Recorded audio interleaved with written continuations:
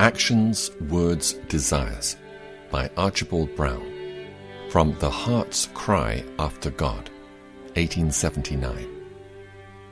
My heart and my flesh cry out for the living God. Psalm 84, verse 2. The desires of the heart are the best proofs of salvation. And if a man wishes to know whether he is really saved or not, he can very soon find out by putting his finger upon the pulse of his desires. For those are things that can never be counterfeit. You may counterfeit words, you may counterfeit actions, but you cannot counterfeit desires. You cannot always tell a Christian by his actions, for sometimes true Christians act in a very ugly style, and sometimes those who are not Christians act in a very beautiful way. And hypocrites often act the best. The whole of a hypocrite's life may be a simple counterfeit. Nor are our words always a true test. Often the most beautiful experience, as far as language goes, is the experience that falls from the lips of a man whose heart knows nothing about the grace of God. It is possible to mix with God's children until you pick up a sort of Christian dialect and talk of others' experiences as though they were your own. Just as a man sojourning in a foreign country will learn a good deal of the language of its inhabitants by simply hearing it spoken, so it is possible to dwell among Christians until their language is in great measure acquired. But talking a language does not constitute a nationality. But there is one thing which cannot be picked up or counterfeited, and that is a desire. Let me know my desire, then do I know myself. For I can no more counterfeit a desire than I can counterfeit fire. One says, do you want to know what you are? Go ask your desires, and they will tell you. Do you wish to know where you are going? See where your desires tend. A good action may be done without any love to that action. And on the other hand, an evil action may be avoided not from any hatred to that evil. The good action may be done from an impure motive. The evil action may be avoided simply from a selfish motive. But the desire of the soul, that is the immediate issue of the heart. A caged bird cannot fly. Does it therefore cease to be a bird?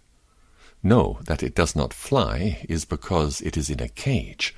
Open the door, see how quickly it darts through the opening and flies, skimming through the air heavenward. It has the bird's nature. It had the desire for flight, even when the cruel wires kept it in.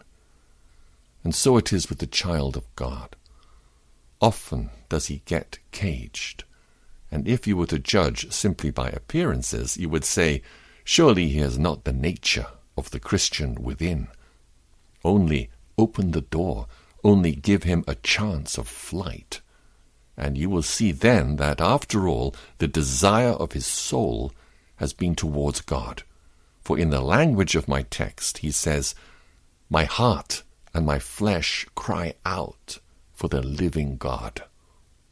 The desire of the true Christian is after God himself. My heart and my flesh cry out for God. This desire swallows up all others. Longing after God is more infallible proof you are God's than your most zealous services or the very best of your actions. These might be counterfeit, but this longing after God cannot be. Oh, what must heaven be? If all the desires of a saint are concentrated in God, then what must the satisfaction of heaven be when it is all God? God on the throne, God before me, God leading me, God delighting my eyes, God in my songs. The world its cares, its sorrows, its worries, all gone. A heavenly atmosphere of God all around.